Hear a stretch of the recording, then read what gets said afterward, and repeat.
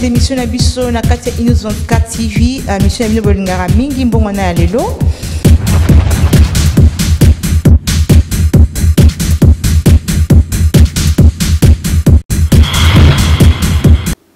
Bonjour, bienvenue dans notre nouvelle édition sur la chaîne News 24 TV. Na émission na bino bolingara mingi mbongo na lelo. Donc aujourd'hui changement. Lelo nous avons pour ça relobati. Mais SMS botindi, non je sais pourquoi je parlais sur violence sexuelle, violence conjugale. Bon, si on voit bien, violence conjugale. Donc nous sommes obligés. Merci beaucoup ma soeur Judith Kengat ici kozana Allemagne na sujet na opesibiso en tout cas Nzambe apambola. Donc na fanti na le bino, ça peut une bonne chose. À partager les lots nabino violence conjugale. La tête na TV na moniteur la violence conjugale et so matamakas. Na pas le bino, il faut te mettre la mon PCT parce que ça manque ba bulo ko ça que ba tebe va perdre ba fille na bon surtout basi. Va perdre ba vie kakaboé na violence conjugale. Moi je croyais que peut-être un sous ba bazara sauvage, mi balo bazara sauvage vers basi na bango. C'est par rapport peut-être soit ça vraiment un bon côté moi joue hein et matara ma casse peut-être un wana et so ça la case elle est un peu brutale, elle est un peu insolent envers moi si. Or qu'est-ce que pas ça? Violence conjugale ezaka que papa yo ozala toujours moi ça c'est likambo geleye moi ça zongi ça mbatata. Moi, ça, la boya, pendant ma colocuna, donc, il y a ma casse qui la volonté, il y a surtout la violence conjugale. L'homme sous ça, qui me fait ça, on a propre volonté, parce qu'à Zamout. À quoi peut rouler ma colamba lelo, à quoi peut rouler d'eau, à Zamout, zan zoto, c'est la père, on m'a repos, papa, il y a m'a repoté. Il y a une brutalité dans moi, dans ce royer, écoute donc, habité. Parce que quand tu as quoi ça, hein? Donc ce qu'on y est kakabo si face au tché poum donc au bêtis kuna madongi donc kuna donc maman les mati et ça problème à ça surtout ce que sont déjà deuxième femme libanda donc y est aussi le quelqu'un a problème à bloc à mike nous surtout les cas violence causant un dialogue na kati foyer et ça peut moka ba bloc na kati violence conjugale causant un cas attente na kati foyer n'engeni moi non aller la kaka aussi plano était maltraité qui n'a pas caractère n'a pas comportement aux ala maloba coup de ce que pas poli mutu awa maloba donc ba quoi ba te que non oyo as un pasteur et ça ba pasteur mon sous neuf sabino a so maltraité moi sinaye ondi maté ka pasteur mais soka keli boso non papa bosala kimina mabana na bino botungisa ka ba mamate mais or que yemo ko mbeli et pasteur ko ça donc il makambo beti wapi faut le belango tu wapi au balenga pour tout ngate au balenga te pour maltraiter nga au balenga te pour comme ça ngalo ko arriver ndako comme si ko finga so mes amis bali mususu andi ko fingo banana linzaka akobandula linzaka tina suki ya mutu na se ya poso abandi ko sabola yo moi sozana ideto moi si kuteta munoko zaka nango munoko kosa nyoso tuana pona nini. Donc, on m'a dit aux chérie, non, oh bébé, tu sais, je t'aime beaucoup, tu vois, moi j'aime tes caractères, j'aime tes habitudes, j'aime tel que tu es là, tu vois, quand tu fais ça, ça me plaît. Si tu me plaire, on a mis sur toi un esawa, les lots comme tout fourni, le quoi, ça qui m'a dit quoi ça, ça qui a fait quoi ça, nous sur toi la violence conjugale. Tozo le belali kambo, tozo beti la c'était papa. Au bala qui moi sinon pour vous avez une balance ensemble pour vivre une vie heureuse yona moi sinayo koko misaye lokola mbanda na yote ce kutu mbanda na moi mobali soka bimele dio awa bo sanga ta maloba koloba mais ya moi sinde il faut que tout fournir lokolo mususu soko zaka kala mbanda telemelio pena bo sanga ta maloba ba François ne le baramilai wana ezalate hein pour ça mobile a terminé le bosso mais ce que je moi si na yo comme ko tout funa réunion son non yango zara ki ndoke otoni ce que moi ki makasi le kyomingi ki ndete na buluo ki no saba training kuna Kenda na ngenga bazulu kape ba soda. Bisika lukata box. Hein? Au tout funaka comme si quoi box sac à box tout. Batata bolingela biso nini. Bolinga nini to zandenge nini vraiment. Atabino moko moi si aza eloko aza lokola fleur quand tu ozoko maltraiter na ba choc ba parole makasi ba comportement moko dur envers yebake akolemba eza mabala musu ebele awa bato bafandaka mpona bana intérieurement aza na bolingo eza lisusu te asalaka atika sala parce que le but que nous avons na communion que swapi donc je reste ici c'est moi pour avoir respect wana maman ko kufa pamba mko mususu eza ba basi belé même sur sur Facebook eza na ba basi belé ba kufika kama kama mibali ko beta kaka ya pamba ce que mon ça changer de côté déjà moi c'est système libanda assurément c'est moi système libanda au moins ton yozo ya bulanda ka botule compréhension à tout flou ka le zap moko ta yo no sali crise okufi basi belé ba se retrouver na ba plutôt mutu vimbi makila sali hémorragie interne au moins après une semaine akufi nani mobali ce n'est pas bien. Comment est-ce que moi je suis na fiancé bani na fiançailles au sommet penenga be abali na yoyote leti biso la kine comment nango atabala mino ki chérie mais si beaucoup de kala mutu c'est mon fiancé au latisi qui makangu pour ce qu'on melirango c'est mon fiancé mais boza qui makangu ay mon fiancé na siko soka bandi ko beta yo sans plaignant akobeta oti mo ko pinongo za bolobi ke mais l'homme il se montre à non déjà mon tour m'a dit que bête déjà bon et baké si vous ne cocotte nanda et qu'on changer tes comportements maman abisomo quoi embi abike moto sera ko les alelinaye ata soketi qui un jour moi comme jour mususu à cause on a quand même habitude et baké habitude de moto changer raté ce que sont les qui déjà aux atteindre déjà vers 25 ans ou 20 ans comportement nous a qui nango ce qu'on me qui changer on tena de 0 à 20 ans na yo au changer soudain au changer té tu vas continuer toujours comme ça alors ce n'est pas bien yo tout ce monde là que muto azo beta yo tu es là au fandi kaka pona koyo kakae et puis obéissante au mlaka papa mais soka simi papa wana ka pona miso bato papa là c'est parce que ba fan des autres couvrir caca ba mon la ka que ba kamba bien ça or qu'en réalité ils ont un bon côté azo souffrir na kati libala makasi alati si kaka ba mon la ka image ya malam pourquoi ça les papa pourquoi papa na biso boza boye bonyoko la biso pour na nini et puis mon mwasi na obeti epé obeti ezo m'appelle nzela boye amola tala lui se vimbi tala litame vimbi et puis et ça la bino ndeni de barungu et ça la bino ndeni et ça la bino ndeni ba papa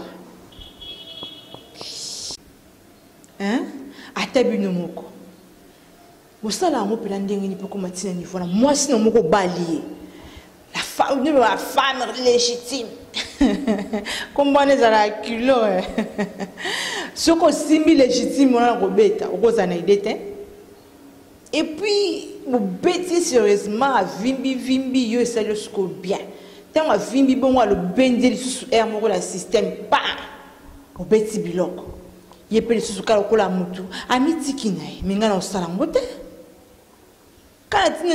C'est que c'est compliqué. Papa botika pour ça la bisobongo ya mabe makasi. Tozo boya violence o tozo boya moi si azam ninga na yo, moi si azan ndeko na yo, moi si azan camarade na yo, moi si azan nyoso tu ya yo. Alors dialogue ezala malamu. Moi si azan mutu ayo kaka. Ce qui a posé la stratégie, maman tu vois ce que tu as fait, ce n'est pas bien. Et tout et tout. Et puis moi si akokita yo kaka. Moi si son blague yo kaka. Dialogue zala, confiance zala, zala ba bonne habitude, zala mutu ba cadeau qui to kona moi parce que yende mutu bozo former na vie. Moi, si soka le bien kangeli, bien bien vous comprenez moninga.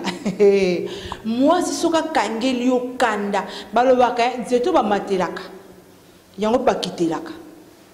Siko yo mati oboko kita. O kita ndeni pona boy na kita. Il faut toye beloko moko, moi si aza être moko faible.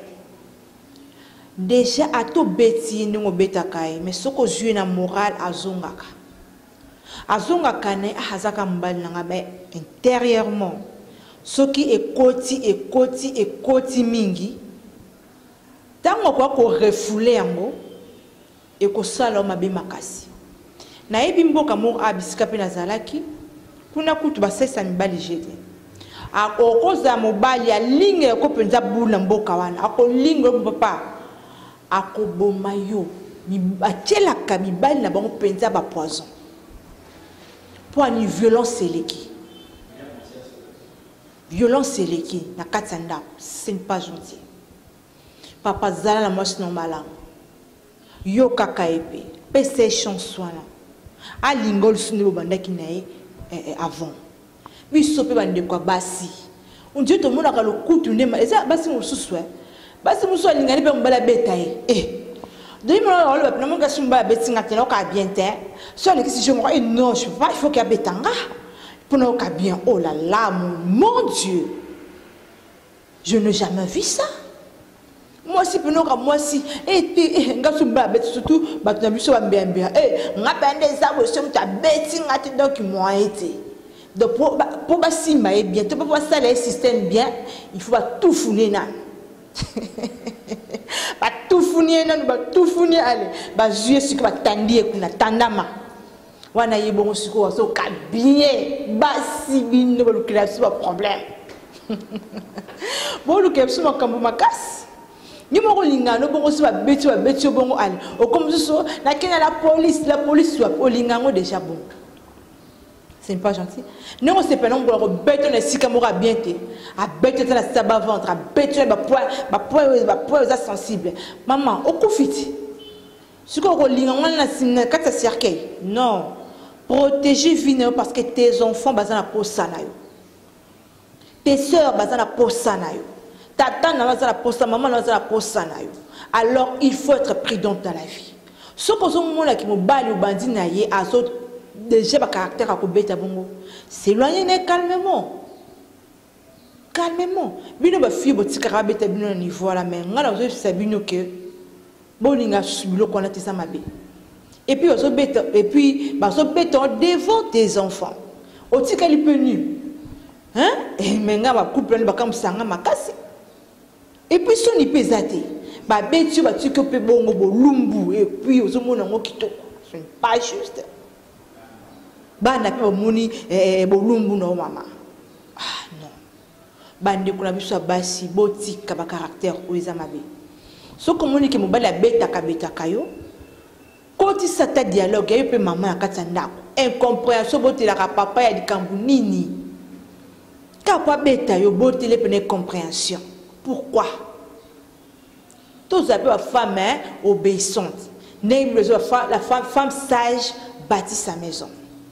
De l'engue Bible zolo bana biso femme sage bâtit sa maison.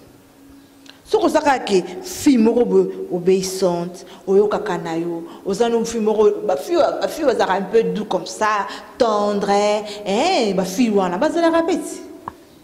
Ngana yebi na tsomi ka mwa solo, papa nanga wa botanga propre paix à son âme. Na maman nanga tika ko mwa te papa nanga gifla maman nanga jamais vu.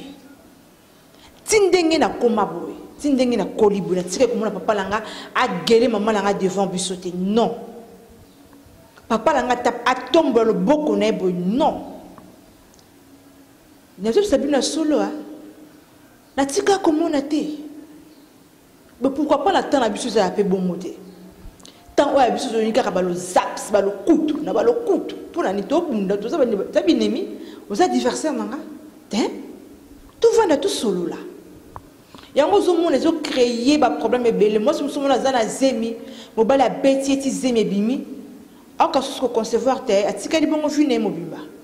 Ni so to za ko beta. babeto esika moka mabe kangi yo awa o créelo ba cancer na kati po makile kanga maki nyonso to pesa kobeta babeto esika moko kote moko ebukani so ozwi déchirure ozwi bozi boye c'est pas bien maman yo linga kobabeta yo réserve toi tika biloko akobeta eza mabe komona ngo teke eza malamu mpona vie na yo non tu as des enfants aux la famille aux la réputation zokende et il y a tant d'autres choses mabe makasi et mabe vraiment soko kosala ngo na mwa modération ekoza pimo mabete papa beti mwa mbata moka bolingo ta mama pe kuna na bonanga wala kute kosata mwa bien siko ya kobeta ya bolingo tindi ya mabe makasi faut kobeta kama bolingo mbata bambata moka mwa esala ke sozo luka mama pour tout monde bien esinga kama bambata moka bongo et ça moi bien maman yo bikara beta ko linga su makambo wana ti ya mabe makasi ok yango penza nazaki nango pour tout partager na bino ensemble nayebi que boza ebela kolanda biso ne ka lobaka bo s'abonner abonnez-vous massivement sur notre chaîne et sur notre chaîne iNews 24 TV donc suggestion na bino sujet na bino remarque na bino et c'est comme ça biso peut bien pour to kolisaka musala parce que biso to barake qualité performance c'est ça ya biso donc ça domaine na iNews 24 quand na bisaka bino organisation ça na kati ya chaîne na mono ba chaîne ba YouTube mususu mais oyo non out neither donc ezaka ya qualité de baron na moi qui minute komi minute koki nango donc on peut savoir ça que toi apprendre bonne habitude toi apprendre bizaleli moko ya malamu envers ba partenaire na biso za malamu yo pe moi si yo kaka sombola zo bisayo mobali petit kaka so pe moi ça lobino quelque chose pour ne pas ebota incompréhension et comme bitumba et comme bana bazana kati bana bakokola comment ozo ko stresser bana ozo kolisa bana ndenge ni yo papa na mama chaque fois bitumba na kati ndako bana ba okola ndenge ni stress ma violence conjugale les amabe bana surtout à venir ya bana ezani ozo pese éducation ni na bana ceux qui moi non lelo akoli comme peut répondre maman ozo répondre parce que papa beta kay devant maman ozo tika nu alors on doit arrêter ça zala responsable et que ça malamu mingi ok zala ki wa bino Gisèle Kindela bino mo boyebi. Merci beaucoup, caméraman. Abisumora bien, do barong balobi image. La PCP Mbote na Pierrot Gates, Pierrot Gates, notre réalisateur donc. La PCP Mbote na Tony Mac présentateur na biso. Donc il y a Bino Angoana, balandi tout il y a iNews 24 TV donc. Gros bisous na bino boss de Nikaenge balobi qualité donc iNews 24 nde makam balobi yango nde chaîne na mikolo yango nde chaîne na mikolo mon boss de Nikaenge na Australie na ebike makamba bien ezoya ebele donc biso tozakaka vous avez un iNews pour nous recevoir Bino. Je vois aussi toute la famille qui est là, elle a gros bisous na Bino, à ma grande fille, apôtre matriarche Balobi, na Angola de bloc Cadena. Donc la PCP Bambote Belé, un groupe le retrouvaille na Bossani Binoté, ba gros bisous na Bino et na Monique bisous na Bino to kutani kaka mbala sima.